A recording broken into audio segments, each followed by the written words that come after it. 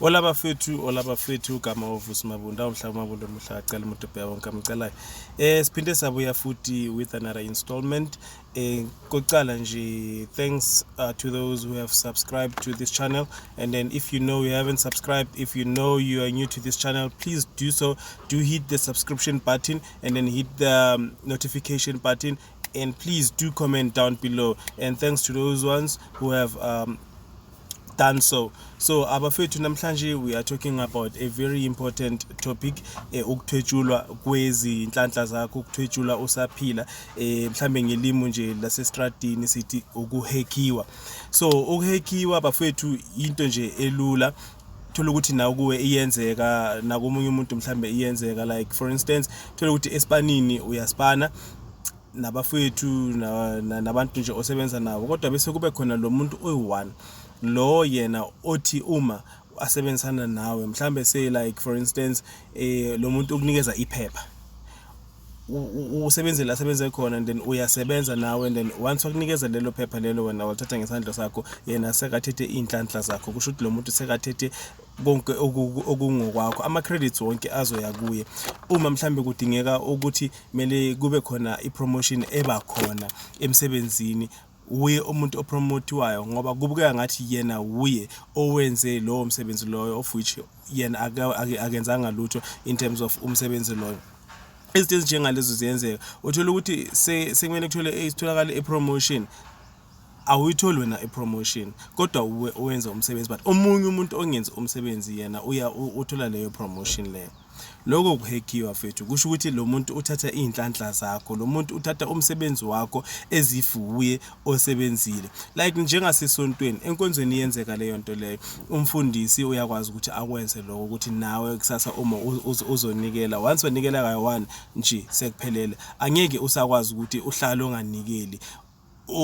Uprefera nokuthi endlini ungahlala ungadlanga, imoto ingahlala ingabhadaliwe, futhi uze uthengele nomfundisi imoto. Baningi abantu sibabona la ngaphandle bathengela abafundisi babo imoto entsha sha, yena uhamba nge-second hand but umfundisi uhamba ngemoto entsha. Ohekiwe loyo muntu loyo, uyayibona njalo, uthwetshuliwe, kusho ukuthi kuthwetshulwe inhlanhla zakho, imali yakho. Kufuneka leyo mali leyo, once wena wathatha le mali yakho wayaphuma kuwe esikhomeni ewalletini yakho ku bank account, once wayinikeza loyo muntu loyo watransfer egameni lakho, vele sekuphilile ngawo, lo muntu uyakwazi ukuthi akwenze lokho. Nakwezinye izinto mhlambe abomashonisa bayakwazi nabo ukuthi bakwenze lawo lokho, labantu ababolekisana ngemali, umuntu uyakhona ukuthi uze kuye ngicela ungiboleke imali, once wakuboleka leyo mali leyo uyayibuyisa.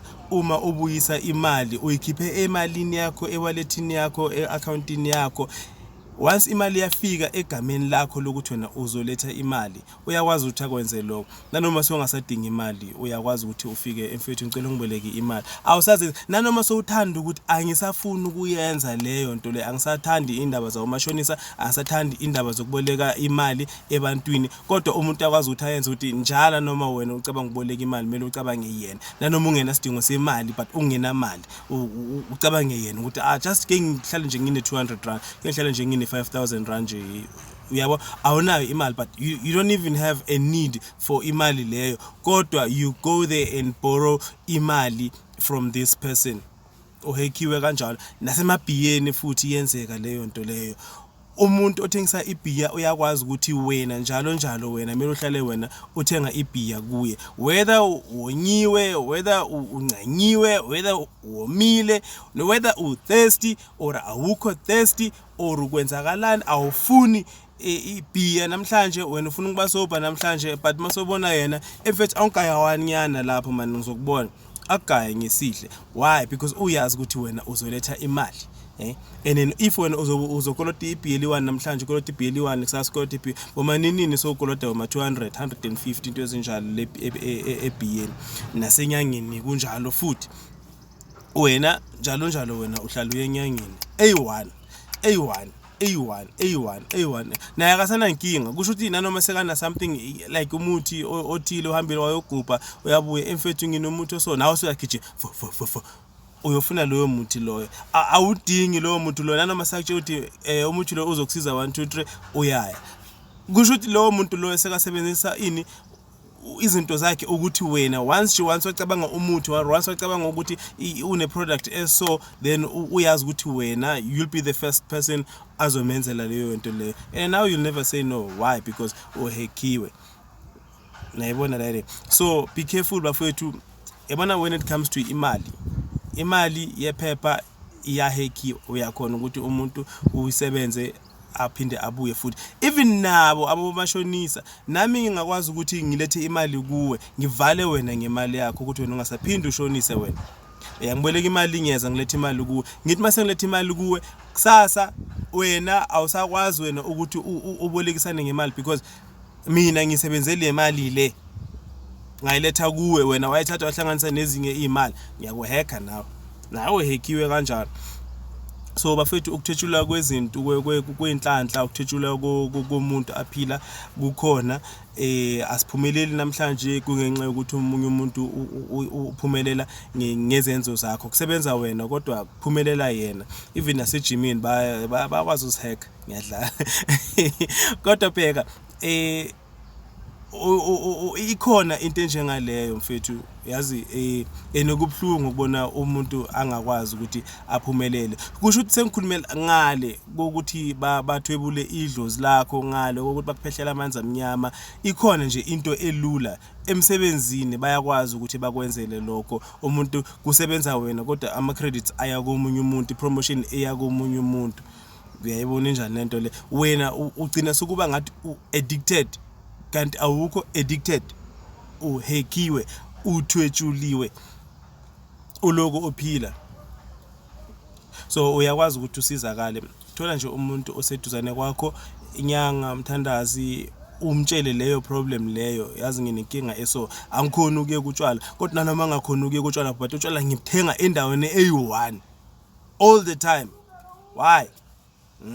Groove endaweni eyi-1 wena, tavern eyi-1 wena, yimadoda kanjani? Bathi asiye le ka 1 2 3. No, mina ngizoya la ka 0 0. Yayibona njani? So pay attention to izinto ezenzakalayo. Ezinye izinto bafethu sizenzayo are not normal, into kwesinye isikhathi uyayiphila impilo uzitshela ukuthi impilo this is normal for me, but it's not normal. So if you pay attention, or if you pay attention on behalf of somebody else, on behalf of your friend, your sister, your brother, or your colleague, then you will understand what I'm talking about. So ngiyacela bafethu sukumani, mina I'm all about ukusiza nina bafethu, nami ngoba ngasizakala, nami bakhona abanye abantu engibhekela kubo engazi ukuthi okay, uma ngikhuluma nalomuntu lona ngiyasizakala. So usizo nawe ongalithola, yekela ukuphila impilo utshela ukuthi impilo inormal, of which impilo ayikho normal, uhekiwe. So thokozani bafethu, igama uVusi Mabunda, Mabunda omuhle, akacala umuntu bheka bonke abamcalayo. If you have any question, you are welcome to jot it down lapha kuma comments section, and then ngicela usubscribe. Ngicela fani, ngiyacela usubscribe, ngicela nje. So asihlangane kwenye video futhi ngelinye ilanga, futhi not ngelinye ilanga, maybe kusasa, but ngifuzana ukuthi uma mhlambe ngiletha umyalezo, ngiletha umyalezo alright, umyalezo ophelele. So wena stay tuned for another video that will come soon, and then while usa subscriber, while usa commenter, and then while usa like le video lena bafethu, pay attention to izinto ezenzakala kwabanye bafethu or ezenzakala kuwe. Some of them are not normal. Thank you.